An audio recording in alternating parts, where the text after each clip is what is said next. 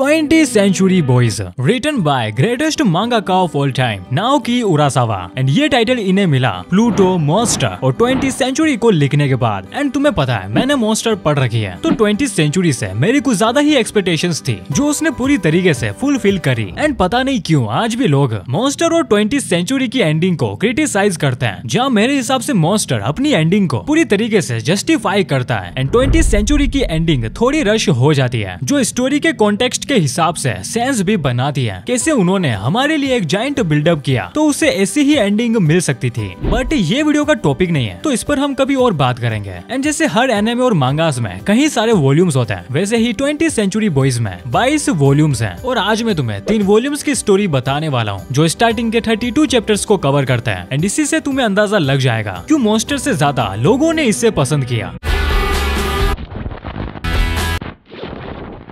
तो स्टोरी की स्टार्टिंग होती है केंजी की अडल्टहुड से। एक ऐसा आदमी जो बचपन में घास के मैदान में अपने दोस्तों के साथ वो सपने देखता है जो वो बड़ा होकर करना चाहता था, बिल्कुल हर इंसान की तरह जैसा वो अपने बचपन में सोचता है। और वो अपने ग्रुप का एक फ्लैग बनाते हैं कि वो हम ही होंगे जो दुनिया को एटम बॉम्ब से बचाएंगे, killer virus, giant robots, even alien से भी। लेकिन जब केंजी बड़ा हो जाता है तो उसके ऊपर आ जाती है जिम्मेदारियां, अपनी बूढ़ी माँ की, अपनी बहन की बेटी कन्ना की, जिसे एक दिन उसकी बहन किरी को अचानक से अपनी बेटी कन्ना को इन दोनों को देकर चली गई। एंड केंजी और उसकी माँ को नहीं पता आखिर कन्ना के पिता कौन है और उसकी माँ कहाँ गई, जिस वजह से केंजी की माँ डिसाइड करती है कि वो कन्ना को चाइल्ड सेंटर छोड़ देंगे। बट केंजी ऐसा नहीं करने देता है, वो अपनी बहन की बेटी के लिए अपना बैंड तक छोड़ देता है। केंजी का एक और वो सपना जो उसने उसी ग्रास के मैदान में अपने दोस्तों के सामने देखा था, फर्स्ट टाइम रेडियो पर जंपिंग जैक म्यूजिक को सुनकर। एंड वो अपने दोस्तों से कहता है कि वो एक दिन जापान के सबसे बड़े स्टेज पर परफॉर्म करेगा। एंड यही चीज हम केंजी से हाई स्कूल में सुनते हैं, जहाँ उसने एक बैंड को ज्वाइन कर लिया था। और तभी एक बंदा स्पाइडर उससे अपना सपना पूछता है और केंजी फिर से वही कहता है कि वो एक दिन जापान के सबसे बड़े स्टेज पर परफॉर्म करेगा। बट जब स्पाइडर उससे पूछता है क्या वो इस चीज को लेकर सच में सीरियस है, तो केंजी कहता है बिल्कुल भी नहीं। एंड 3 साल बाद स्पाइडर होता है जापान के सबसे बड़े स्टेज ओसाका में परफॉर्म करते हुए। वही केंजी अभी भी वही था, अपनी भांजी और माँ के साथ अपने स्टोर को चलाते हुए। सो ये था 20th सेंचुरी के मेन कैरेक्टर केंजी का छोटा सा पास्ट। जिसके बाद अचानक से केंजी के स्टोर पर 2 पुलिस ऑफिसर्स आते हैं जो केंजी से प्रोफेसर शिकीशिमा के बारे में पूछते हैं, जिन्हें केंजी ने 2 वीक पहले डिलीवरी दी थी। जिसके बाद केंजी को पता चलता है शिकीशिमा और उनका पूरा परिवार मिसिंग है। एंड ये चीज सुनकर केंजी दुखी होता है क्योंकि वो उनसे अपनी पेमेंट नहीं ले पाया। लेकिन वो बोटल्स लेने उनके घर चला जाता है, जहाँ वो ये सिंबल देखता है। एंड ये सिंबल उसे थोड़ा जाना पहचाना लगता है। एंड इसके बाद केंजी को अपने दोस्त डोंकी की मौत का पता चलता है कि उसने स्कूल की बिल्डिंग से सुसाइड कर लिया। केंजी का वो बचपन का दोस्त जिसने केंजी और उसके दोस्तों को एक बार पानी में डूबने से बचाया था। और इसी के बाद केंजी को डोंकी के घर पर एक लेटर मिलता है जिसमें डोंकी केंजी से इस सिंबल के बारे में पूछता है, क्या तुम्हें ये सिंबल याद है। जिसके बाद डोंकी की वाइफ से केंजी को एक लड़के मसाओ के बारे में पता चलता है, जिसने हाल ही में फ्रेंड नाम के कल्ट को ज्वाइन किया था और वो प्रोफेसर शिकीशिमा और डोंकी दोनों का स्टूडेंट था। एंड फिर जब केंजी मसाओ का पता लगाता है तो उससे पता चलता है सिर्फ मसाओ ही नहीं और भी कई सारे लोगों ने फ्रेंड कल्ट को ज्वाइन कर रखा है और इस कल्ट के लीडर को सब फ्रेंड कहता है। और सबसे बड़ी बात, इसी कल्ट के सिंबल को उसने शिकीशिमा और डोंकी के लेटर में देखा था जो उसे काफी फेमिलियर लगा। एंड फ्रेंड के कहने पर मसाओ एक रिलीजियस ग्रुप के फाउंडर को नाइफ से मार देता है और वो इसे फ्रेंड का प्यूरिफिकेशन करने का तरीका कहता है। एंड कई बार सोचने के बाद भी केंजी को अपने बचपन का ये सिंबल याद नहीं आता है, जब तक कि वो अपने बचपन के दोस्तों के साथ अपने आज के लिए छुपाए गए उस बॉक्स को नहीं ढूंढ लेता है जिस पर वही सिंबल बना हुआ था जो ओच्चो ने उनके लिए बनाया था, जो अब तिब्बत में एक मॉन्क है। और इसी वजह से ओच्चो वो फ्रेंड नहीं हो सकता है। जिसके बाद केंजी लग जाता है सिंबल के पीछे आखिर कौन उनके बचपन के सिंबल को यूज कर रहा है, और उसके हिसाब से डोंकी सुसाइड नहीं कर सकता है। एंड इन्हीं सवालों के साथ केंजी के स्टोर की सेल्स डाउन हो जाती है क्योंकि उसका ज्यादातर टाइम इस सिंबल के पीछे लग रहा था। एंड इसी वजह से उन्होंने जिसके साथ स्टोर का कॉन्ट्रैक्ट कर रखा था वो केंजी के सामने 2 ऑप्शंस रखता है कि वो इस सामान यानी कि कन्ना को चाइल्ड सेंटर छोड़े जिससे वो उनका कॉन्ट्रैक्ट नहीं तोड़ेगा, या कन्ना को अपने पास रखे जिसके बदले में वो अपना कॉन्ट्रैक्ट तोड़ देगा। एंड इस पर केंजी चूज करता है अपनी बहन की बेटी कन्ना को, क्योंकि किरी को ही थी जिसकी वजह से केंजी आज जिंदा है। नहीं तो केंजी की माँ अपना अबॉर्शन करवाने वाली थी क्योंकि उनकी फैमिली बहुत ज्यादा गरीब थी और वो एक नए मेंबर को नहीं संभाल पाते। जिस पर किकोरू अपनी माँ से कहती है वो उसका ख्याल रखेगी, वो उसकी मम्मी बनेगी। एंड जब फर्स्ट टाइम केंजी का रोड एक्सीडेंट होता है तो किरी को अपना कॉलेज एंट्रेंस एग्जाम छोड़कर हॉस्पिटल में केंजी के पास रहती है, जबकि वो कॉलेज किरीको का सपना था। एंड बस यही नहीं, किरीको ही थी जिसने फर्स्ट टाइम बचपन में केंजी को एक गिटार दिलाया, जबकि उसकी माँ ने मना कर दिया था। एंड वो गिटार किरीको लाई थी अपने क्लास के एक रिच लड़के के साथ डेट पर जाकर, जबकि वो लड़का किरीको को बिल्कुल भी पसंद नहीं था। एंड इसी वजह से तुम सोच सकते हो केंजी की बहन ने उसका किस तरीके से ख्याल रखा है, तो वो कैसे अपनी बहन की बेटी को ऐसे छोड़ सकता है। एंड नाओकी उरासावा की यही राइटिंग आगे चलकर स्टोरी में अपना इंपॉर्टेंस दिखाती है, और उससे भी ज्यादा हमें भाई बहन का एक नया साइड देखने को मिलता है। एंड इसी के बाद स्टोरी में सैन फ्रांसिस्को और लंदन में वायरस अटैक्स होते हैं, उनकी बॉडी से सारा खून बाहर निकल जाता है, जिसके बाद केंजी एक आदमी से मिलता है जो नाइफ से इंजर्ड था। एंड वो फ्रेंड के उसी कल्ट का मेंबर था, उसने सैन फ्रांसिस्को में वायरस छोड़ दिया है। और वो नेक्स्ट लोकेशन के बारे में केंजी से पूछता है, जिस पर केंजी कहता है उसे नहीं पता। एंड वो आदमी कहता है तुम फ्रेंड को जानते हो, इवन तुम हर वो प्लान जानते हो जो फ्रेंड फ्यूचर में करने वाला है, बिकॉज वो सारे प्लान तुम्हारे ही थे। केंजी की वो मेमोरी जब वो अपने दोस्तों के साथ डिसाइड करता है कि आखिर बुरे लोग क्या करेंगे एंड हम कैसे लोगों को उनसे बचाएंगे, इस पर ओचो वायरस अटैक का सजेशन देता है और जगह केंजी बताता है सैन फ्रांसिस्को और लंदन। ये वो दो कैफे के नाम थे जिनमें केंजी अपनी बहन के साथ थोड़ी देर पहले गया था। एंड इसी वजह से वो ये दो नाम बताता है। एंड प्रेजेंट में वो आदमी केंजी को एक लेजर गन देता है, केंजी के बचपन का एक और आइडिया जो अब उसके हाथों में था, बट ये पूरी तरीके से रेडी नहीं था। सो वो आदमी केंजी को फायर करने से मना करता है। और इसी के बाद केंजी को पता चलता है डोंकी ने सुसाइड नहीं किया था, इसी आदमी ने उसे बिल्डिंग से धक्का दिया था। एंड डोंकी के गिरते वक्त उसने कहा था कि ये फ्रेंड के नहीं केंजी के आइडियाज थे, और वो डोंकी का आखिरी लेटर केंजी को दे देता है। एंड सच कहूं तो इसी पॉइंट ऑफ टाइम पर मुझे स्टोरी में मजा आने लगा, बिकॉज जिस तरीके से चीजें कनेक्ट हो रही थी वो काफी इंटरेस्टिंग था। हो ना हो फ्रेंड वो केंजी के ही ग्रुप का एक मेंबर था, जिसे केंजी के सारे आइडियाज पता थे, बट वो उसका पता नहीं लगा पाता है क्योंकि उसके सामने उसके बचपन के सारे दोस्त खड़े होते हैं। एंड सारे के सारे फ्रेंड और उसके कल्ट को लेकर शौक थे। और जब केंजी डोंकी का वो लास्ट मैसेज पढ़ता है तो वो रोने लग जाता है। डोंकी उससे कहता है केंजी हमने फ्लैग के नीचे कसम खाई थी कि हम दुनिया को बचाएंगे, तो प्लीज अब तुम अपना वादा पूरा करो। एंड हो ना हो फ्रेंड हमारा ही कोई दोस्त था। जिसके बाद केंजी खुद को एक कमरे में बंद कर देता है, और जब तक गिटार की स्ट्रिंग्स टूट नहीं जाती है वो गिटार बजाते रहता है डोंकी के इस पेन में। और फिर होता है एक नया सवेरा। केंजी अपने दोस्तों के साथ मिलकर फ्रेंड का पता लगाना चाहता था, बट जब वो अपने दोस्तों को उनकी लाइफ की प्रॉब्लम्स के साथ देखता है तो वो उन्हें एक नई प्रॉब्लम में नहीं डालना चाहता था। सो